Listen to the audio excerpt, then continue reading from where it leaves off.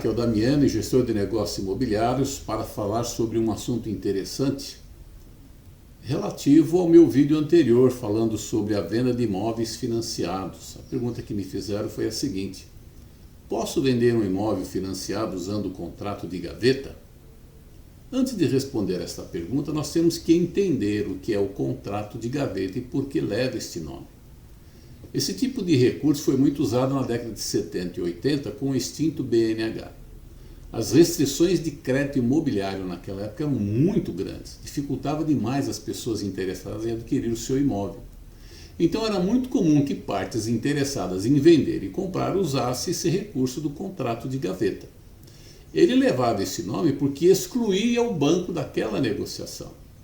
O banco não tinha ciência de que aquele contrato estava existindo em relação a um determinado imóvel. Então hoje também algumas pessoas usam esse recurso, o contrato de gaveta, para vender o seu imóvel, devido às dificuldades de se comprar e vender imóvel hoje também. Faça o contrato de gaveta. Só que o contrato de gaveta hoje, como naquela época, não tem amparo legal. Por quê? O banco, como foi excluído desta negociação, ele não tem obrigação nenhuma de respeitar as cláusulas deste contrato, seja lá quais forem. Então, se houver a necessidade de um recurso jurídico, as partes vão ter que fazer entre si e excluir o banco disso. O banco não concordou com aquela venda, ele não deu a anuência dele com a venda. Se vocês viram o vídeo anterior, vocês devem se lembrar que para se vender um imóvel financiado, o banco tem que fazer uma análise de crédito, uma ficha cadastral do comprador para aprovar o crédito. Ora, se o banco não fez essa análise de crédito do comprador, ele não deu autorização nenhuma para se transferir a dívida de um para o outro. Assim, ocorrendo o falecimento, por exemplo, do mutuário original, o banco vai quitar aquele imóvel para a viúva e seus herdeiros, não para o comprador. Ora, com certeza vai haver uma cláusula naquele contrato que obrigaria a viúva e seus herdeiros a transferir imediatamente o título de propriedade para a família do comprador. Mas e se os herdeiros do falecido não concordarem com isso?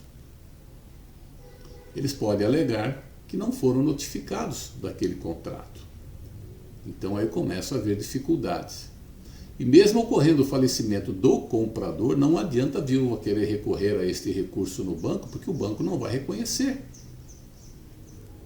Para o banco, o contrato está assinado entre o banco e o mutuário original, que ainda está vivo.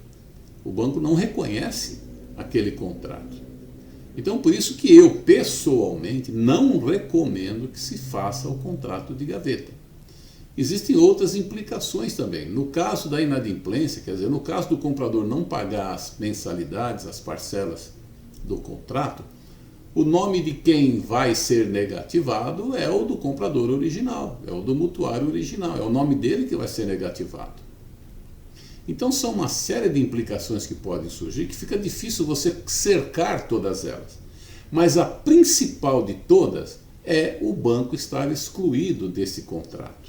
Por isso que não se recomenda que seja feito um contrato de gaveta. Mas se você tiver interesse em fazê-lo, eu recomendaria que procurasse um advogado, ouvisse todas as recomendações e orientações deste advogado e depois você decida, ciente das implicações que podem ocorrer no futuro. Muito bem, eu espero que tenha respondido a pergunta, espero que tenha sido satisfeita a sua dúvida. Mas se alguém tiver uma dúvida complementar, faça aí nos seus comentários, poste aí a sua pergunta nos comentários, que eu terei imenso prazer em preparar outro vídeo. Muito obrigado e até lá.